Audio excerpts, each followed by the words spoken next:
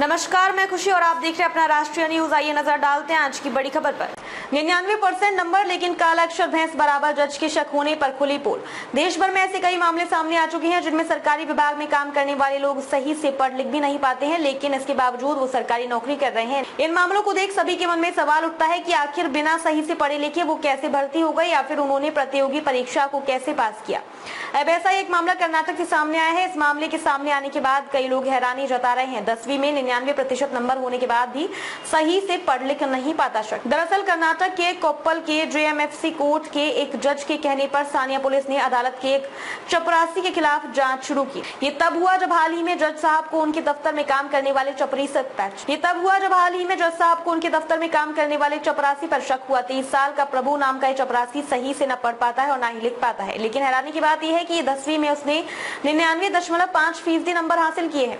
10वीं पास कर सफाई कर्मचारी से बना चपरासी प्रभु पास के रायचूर का रहने वाला है और पहले वो कोप्पल सीजेएमसी कोर्ट में सफाई कर्मचारी का काम करता था, लेकिन 99.5% उसने फीसदी अंक 10वीं में हासिल कर चपरासी की नौकरी पाई। इसी साल 22 अप्रैल को अदालत में बहाली वाली मेरिट लिस्ट आई तो प्रभु का नाम उसमें शामिल था और इसकी बुनियाद पर प्रभु को यादगीर कोर्ट में चपरासी की नौकरी मिल गई। लेकिन कोप्पल कोर्ट, जहां वो पहले साफ सफाई का काम करता था, उसके एक जज ने इस मेरिट लिस्ट में प्रभु के 99.5% नंबर हासिल करने पर शक हुआ। 7वीं के बाद सीधे पास की 10वीं की परीक्षा। शक होने पर उसके खिलाफ उन्होंने एक प्राइवेट कंप्लेंट दर्ज कराई। जानकारी के मुताबिक प्रभु ने 7वीं तक की पढ़ाई की है और इसके बाद सीधे उसने 10वीं बोर्ड की परीक्षा दी। प्रभु ने अपनी सफाई में एक मार्कशीट पुलिस को दिखाई। उसके मुताबिक 2017-18 में प्राइवेट कैंडिडेट के तौर पर बागलकोट से उसने परीक्षा 10वीं की परीक्षा दी थी।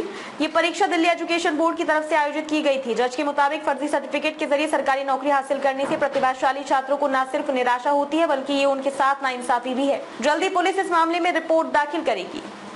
अब तक के लिए बस इतना ही। फिर होगी आपसे मुलाकात ऐसी ही एक और बड़ी खबर के साथ। तब तक के लिए नमस्कार और देखते रहिए अपना राष्ट्रीय न्यूज।